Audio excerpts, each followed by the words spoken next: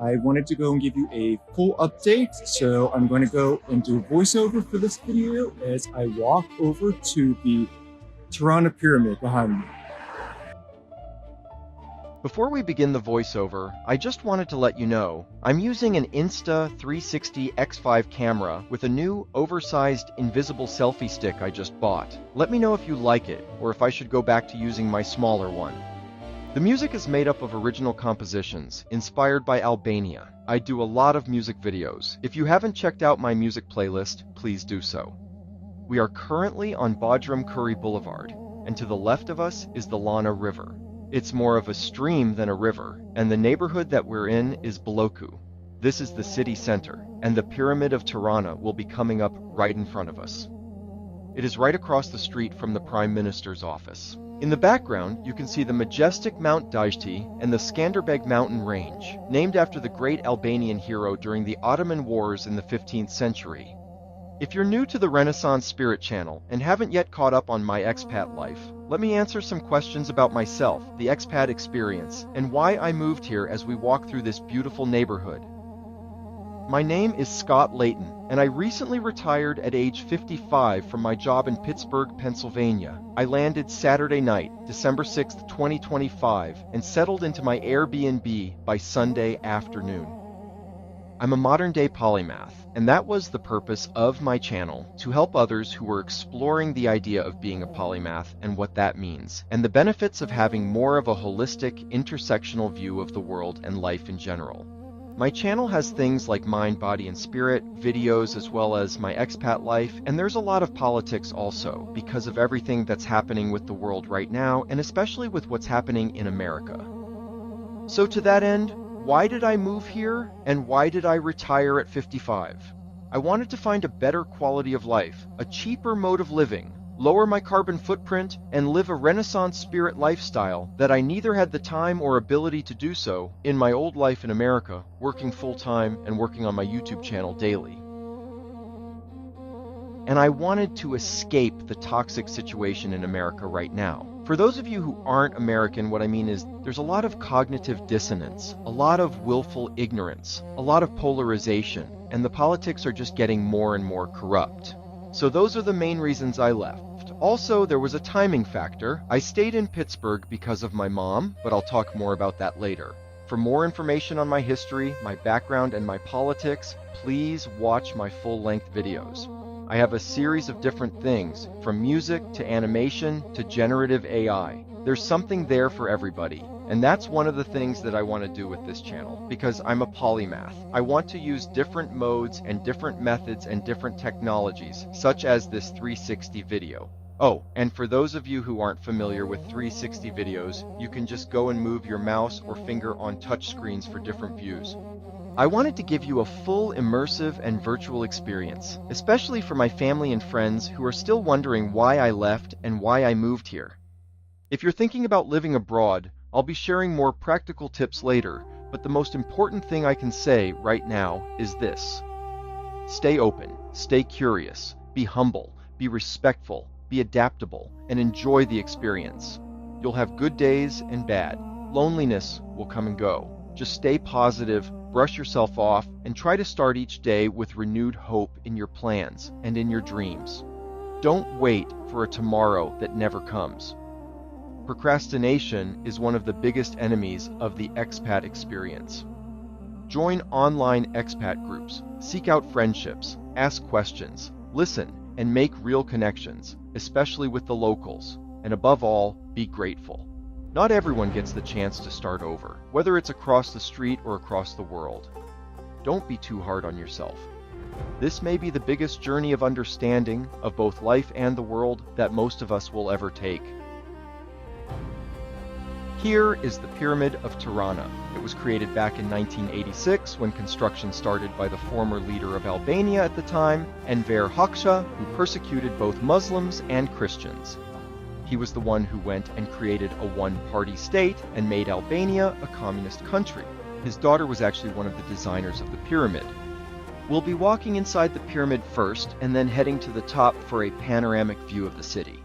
Oh, and if you're wondering, yes, I got a lot of curious and friendly looks from the locals while walking around with this giant invisible selfie stick. Everyone was really cool about it, but I'll admit, I felt a little embarrassed, even more so now in the editing process. I probably should have added some special effects to hide my bald spot, especially since I'm 6'5", and this isn't a view of me most people usually get.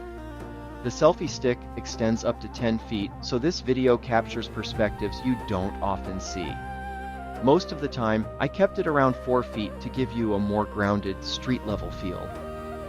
My arm did get pretty tired though, and I definitely felt off balance climbing the steps of the pyramid, especially since the steps are smaller than my size 12 feet.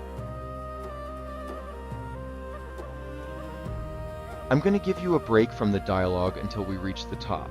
Feel free to skip ahead if you'd like. And thank you for staying with me this far. There's a lot more to come, including spectacular views, my expat tips, and some other insights on Albania, America, and the expat experience.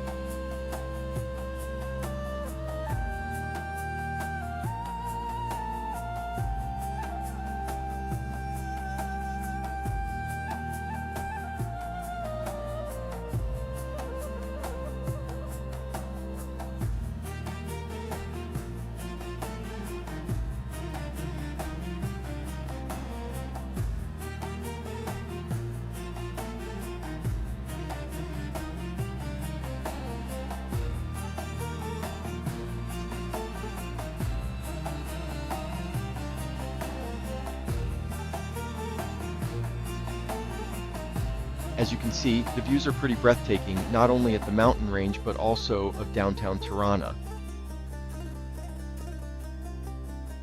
Why did I pick Albania? It is a country in transition. They just became a democracy back in the 1990s, and they have made so many positive strides for their people, for their community, for more justice, for more democracy in comparison to America, which is getting more and more corrupt by the day. And I'm afraid that people in America are losing their rights. There's going to be an election in 2026, but with things like gerrymandering and voter suppression, I don't know if there's going to be a real election anymore in America. So all those things are some of the reasons why I left, and those are the reasons why I picked Albania in particular. Also, Albania is one of the easiest countries for Americans to go to. You can come to Albania for up to a year without even getting a visa. I'm getting a visa because I'm applying for what's called the unique permit, which is part of that process for my residency, so I can move here full-time and eventually become a citizen. So for that, I had to go and do a few things before I got here. I got what is called an apostolization. Basically, it's a notarization, but it's not done through a notary office. You have to go to the State Department for it, where they apostolize an FBI background check. To be more precise, apostolization is a formal international notarization that authenticates your documents for use abroad. You also have to go and get your birth certificate apostolized from the state that you were born in. In addition to that, there was some more paperwork. You have to prove that you have funds or that you have a job here in Albania, amongst other things. There's a lot to it, and I will go more into the details of that in a future video. But as far as preparation, I went and applied for my unique permit through the eAlbania website. In addition to that, just some logistical things. I went and switched my home address in America to what they call a virtual mailbox. I used a company called Traveling Mailbox, which acts as an agent for me to be able to go and have them screen and open my mail, and then I can just go and view it online. They also have the ability to deposit checks. My old job gave me my iPhone when I retired, and I switched from the company plan over to a company called US Mobile that offers roaming overseas. Some plans don't, which means you can't receive two-factor authentication codes or get phone calls while you're abroad. So if you're traveling, keep that in mind. You should be able to text either way if you use Wi-Fi, but security is important, so it's also a good idea to use a VPN on your connected devices. Remember, you'll need two-factor authentication for nearly all banking and some websites. I will also get a local number, but I haven't gotten one in Albania yet. I also opened up a checking account with Charles Schwab because they don't have any foreign transaction fees. They offer unlimited ATM fee rebates worldwide. None of these are paid endorsements, by the way. I just thought you should know. So if you're going to go abroad for any length of time, it's a good idea to go and have your mail covered, your phone covered, and also your banking. Tirana is beautiful. It is cosmopolitan. The people are very friendly. People here dress better than most Americans. I had to up my game. It's a European city, completely through and through. It kind of reminds me of Paris, almost, or Budapest. It's something like other cities in Europe, but completely different. And you'll find that with almost anything in culture and architecture in Europe, it's very place-specific. No two places are alike, like we have in cookie-cutter America. Okay, now to answer some viewer questions. They drive on the right-hand side of the road, like in the US, and the driver's side is on the left. To my knowledge, the only countries in Europe that drive on the left are Ireland and the UK. Most people here speak English, especially anyone under 50. It's part of the curriculum in schools. Okay, now some things that I don't like about Tirana. It is very loud. There is so much more traffic than I'm used to, and there's a lot of honking at night. If I didn't have my earplugs, I wouldn't be able to get any sleep. In America, sometimes poorer neighborhoods are hidden away, out of sight and out of mind for most people. Here in Tirana, the farther out you go, the more visible the economic disparity becomes. As a country still in transition, Albania has more of a divide between the haves and the have-nots than I'm used to, and that imbalance can feel pretty stark. Unemployment is around 10%, so not everyone is benefiting from the economy or the reforms. Keep that in mind. And as a foreigner, especially as an American, you might be seen as wealthy, even if you're not. I'm not, and chances are most of you watching this aren't either. So budget yourself accordingly. As one of my ancestors used to say, a penny saved is a penny earned. Not that we even use pennies anymore, but you get the idea. Don't act extravagant or flaunt what you have, even if it feels modest by your own standards. It can come across as disrespectful. Speaking of budgets, if you're a middle-class American like me, living on about $1,000 a month is definitely doable. Even in Tirana, which is the most expensive city in the country. That's for a single person. In smaller cities, it can cost even less. Just remember that doesn't include extras like travel insurance, which is mandatory if you're applying for a visa or residency. One of the easiest paths to citizenship here is by opening a business or buying property. And you'll definitely find property prices to be much lower than in almost any American city. I know because I came from Pittsburgh, one of the most affordable urban real estate markets in the US, and I still couldn't find a home there within my price range. A good attorney can help you navigate the process, whether you're looking to start a business or buy property. I highly recommend working with one if you're serious about pursuing residency or citizenship here, no matter what your plan may be. Smog and air pollution is a concern here in Tirana as well. I don't have any other cons to speak of, at the moment at least, but I'll get back to you if I find anything. I've done a lot of walking so far, just to get my bearings. If you're new to a place, learn the neighborhood. It helps with the culture shock. I had my first, and so far only, Albanian meal on Sunday night. It's across the street here on Bajram Curri Boulevard. If you haven't seen those shorts, watch those next. I'm on a budget, so I've been eating at my Airbnb since. Yesterday, I went to the police and immigration office to register, tell them where I'm staying, and also to pay my invoice for the unique permit, and to show my paperwork and apply for the visa and residency, which are the next steps in the process. Unfortunately, the office was closed because it was a national holiday. That's another important thing to remember when traveling. Stay up to date on the news and events of where you're traveling to.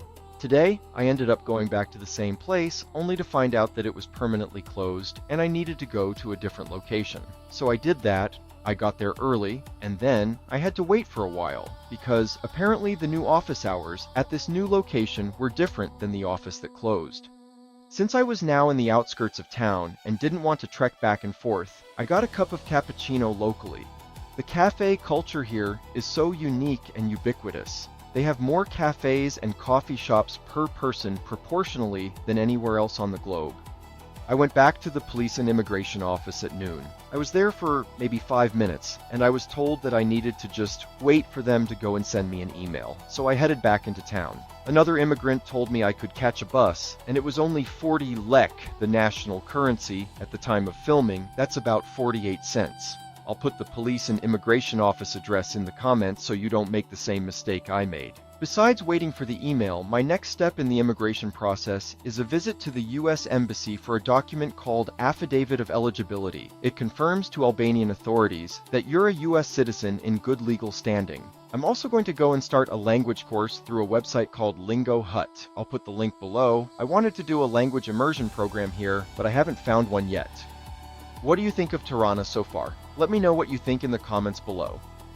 There are other 360 videos of Tirana out there, but I haven't seen any at night, and certainly not in the holiday season, so I hope you enjoy it. I also thought that this would be a good way of showing the openness of different religious faiths here. As far as religion goes, 60% of the population is actually Muslim, and about 40% of the population is Christian, primarily Roman Catholic, but also Orthodox. I really respect the openness here in Albania. That's another reason why I picked Albania. They don't have the religious discrimination that some face in America. As we move away from the pyramid and deeper into the living rhythm of Tirana, it's important to remember that this city isn't just a capital. It's a crossroads layered with thousands of years of survival, adaptation, and rebuilding. This land is not new. Albania is one of the oldest continuously inhabited regions in Europe. Long before there was a modern Albanian state, long before there was Rome, this land was home to the Illyrians. The ancient people Albanians trace much of their identity to today. Then came the Greeks. They arrived along the coast long before the Romans, establishing trading colonies and ports. They brought commerce, art, early urban life, and deep Mediterranean exchange. Their legacy still hums quietly beneath the surface of Albanian culture. Later, the Romans absorbed this entire region into their empire. They built the roads, cities, aqueducts, and mosaics that still shape the land today. Beneath modern streets, beneath modern construction, fragments of Roman life still surface. After the fall of Rome, this region became part of the Byzantine world, carrying forward Christianity, Eastern Roman administration, and layered cultural continuity. Then came the Ottomans, who ruled Albania for nearly 5 centuries. Islam arrived alongside Orthodox and Catholic traditions. Trade expanded. Architecture reshaped cities. Just a quick side note, one of the things I love most about Tirana is how you can hear church bells ringing from steeples and the adhan, the Islamic call to prayer, echoing from minarets. Sometimes these places of worship are even on the same street. It truly brings joy to my heart. I only wish more cultures showed the same openness and respect for differences that Albanians do, but more on that later. That's just one example of the heart and soul of the Albanian people. Through Greeks, Romans, Venetians, and Ottoman rule, Albanian identity never disappeared. It adapted under pressure. In the 20th century, Albania entered one of the darkest and most unusual chapters of its history, a Soviet-style communist dictatorship under Enver Hoxha. The country was sealed off from the world, religion was banned, travel was forbidden, thousands of bunkers were poured into fields and hills for invasions that never came. Albania became one of the most isolated nations on earth. When communism collapsed in the early 1990s, the country had to relearn, almost overnight, how to be a democracy, how to run open markets, how to rebuild civil society, and how to reconnect with the world. That rebuilding is still happening now. That's what you're walking through in Tirana today. Not a finished city, not a museum, but a society still actively writing its next chapter in public. Modern Albanians carry a remarkable genetic and cultural admixture. Illyrian at the core, shaped by Slavic, Greek, Italian, Turkish, German, and broader Balkan and Mediterranean heritage. You can hear that mixture in the language. You can taste it in the food. You can feel it in the music. You can see it in the people. Yet despite all of that mixture, Albanian identity remains intensely distinct. That comes from something deeper than politics. It comes from culture turned into moral law. One of the most important ideas here is besa. Besa means promise, honor, one's word. It is not symbolic, it is binding.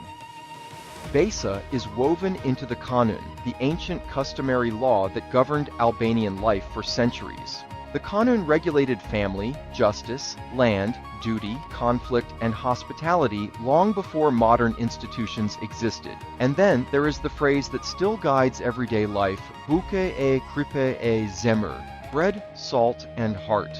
If you are a guest, you are owed food, protection, and respect. Not because you earned it, but because hospitality is a moral duty as old as Sodom and Gomorrah. This is not branding or performance. It's a lived practice, taken to heart. While LGBTQ+ rights still face social and legal challenges here, as they do in many countries, there is a strong cultural ethic of respecting strangers. People are rarely treated with scorn or ridicule, which is why Muslims, Catholics, Orthodox Christians, Protestants, and others are able to live side by side, often peacefully and without fear of reprisals or condemnation. You feel it everywhere as you move through Tirana. It's as strong as the gas fumes and smog that permeate parts of the city. Let me give you one brief example of their hospitality. As I was in a cafe today, waiting for the immigration office to open, a nice gentleman, probably about 10 years older than me, gestured to me to sit next to him, instead of alone at the table I was sitting at. He didn't speak a word of English, but he was welcoming, friendly, and he voluntarily showed me some photos of him on what I presumed was his farm, working an olive orchard and making olive oil. I wish I could speak to him in his own language. It was a very touching moment for me. I'll remember him and his warm smile and handshake for the rest of my life. Now contrast that with America. In America today, hospitality is conditional. Care is transactional, like how my mom was discharged from a for-profit nursing home run by a private equity firm with pneumonia, only to be sent to the hospital the next day. She died 12 days later. That's another reason why I wanted out. I don't want that tragic death when I part this mortal coil. We all deserve more from our government, our institutions, our businesses, our politicians, our culture, and our society. They are meant to serve us, the people, not the other way around. Community has been replaced by branding and consumerism. Compassion is debated. Truth is fragmented into partisan silos. How can a people make lasting change when they can't talk together about the very systems that suppress them? Here people argue, they complain, they talk about what's important to them and their fellow countrymen. They criticize leadership openly, they protest corruption openly, but they do not deny that a shared reality exists. One of the most striking differences is civic virtue and awareness. Most Albanians, especially after living through dictatorship, want a just, fair, and free society. They argue about how to achieve it. They don't argue about whether those values matter. That can teach the world a thing or two about what the world is going through now. In America, millions of people no longer even know what is happening in their own country. Some don't watch the news at all. Some only get information from ideologically filtered sources. Some believe demonstrably false narratives as identity. That isn't disagreement, it's collapse. A democracy cannot function when its citizens no longer share facts or camaraderie and shared respect for each other. And that failure is now one of America's greatest dangers. If you want the deeper philosophical framework behind this, the commons, civic virtue, mass delusion, moral fragmentation, and democratic decay, that's the foundation of my work on the social contract of the commons. This walk is the lived version of that theory. Now let's move to something that directly affects expats and retirees. There is a proposed U.S. bill called the Exclusive Citizenship Act of 2025, introduced by Republican Senator Bernie Moreno of Ohio. The purpose of this bill is to eliminate dual citizenship for Americans. The ideological premise is chillingly simple. You get one country, one passport, one political identity. If you naturalize elsewhere, you lose your American citizenship. And I need to say this clearly. How dare some guy born in Colombia tell me if I'm an American or not? Citizenship does not belong to politicians. It belongs to the people who earned it through birth, life, contribution, and belonging. If this ideology spreads, expats become politically vulnerable overnight, and once citizenship becomes conditional, so do the benefits tied to it, including Social Security, Medicare eligibility, legal protections, and financial access. It's time to wake up America before it's too late, because this isn't going to get better without a catalyst of major social, cultural, and political mass movement and upheaval. Right now, nothing has changed. Dual citizenship is still legal. Americans abroad still receive Social Security. This kind of legislation reflects the same authoritarian impulse and self-important grandstanding I've been tracking and discussing for years. Now contrast that with Albania, a country that actually lived under real dictatorship and is now moving in the opposite direction, toward Europe, toward legal reform, toward transparency, toward democratic integration. Who wouldn't want to be a part of that? Is Albania perfect? No. Is corruption present? Absolutely. The mayor of Tirana was even thrown in jail for it. But corruption here is known and debated, criticized, and fought against. In America now, corruption is growing by the day, from the top of government to corporations raiding pensions or stealing from employees or customers like bait and switch pricing at grocery stores. That difference is existential. As you move through Tirana's civic heart, past academic institutions, government buildings, ministries, cultural corridors, residential streets, cafes, and evening crowds, you are watching a society still actively negotiating the meaning of freedom. Public space here is alive. Life happens outside, on sidewalks, in conversation, in public rhythm. That changes how loneliness works. It does not disappear, but it does not metastasize in isolation the same way it does in car-sealed, screen-dominated America. From a practical expat standpoint, a few realities matter. Tirana is Albania's most expensive city, yet still far below major US metros. Cafes function as daily social infrastructure, third places outside of home or work. English is widely spoken by younger generations. Italian is common. Greek and German are widespread. Public transit is cheap. Taxis are affordable. Mountains, rivers, and beaches are all within easy reach. I just wish they had more trains. That's something both Albania and America is lacking. But culture matters even more than cost. People here are direct, emotionally honest and expressive, family-anchored, less obsessed with status and commercialism, less consumed by performative identity, more grounded in physical community. They feel more real. Reputation here still matters in real human networks, not just online avatars. As you drift through this route, boulevard to side street, monument to neighborhood, institutional to residential, you are not just watching a city. You are witnessing a civilization that endured empire, occupation, fascism, communism, isolation, mass emigration, and still chose rebuilding over bitterness. That does something to a people. It makes them serious without becoming rigid, warm without becoming naive, critical without surrendering hope. In America now, power is centralizing upward, truth is fragmenting downward, and millions are being trained to emotionally disengage from reality itself.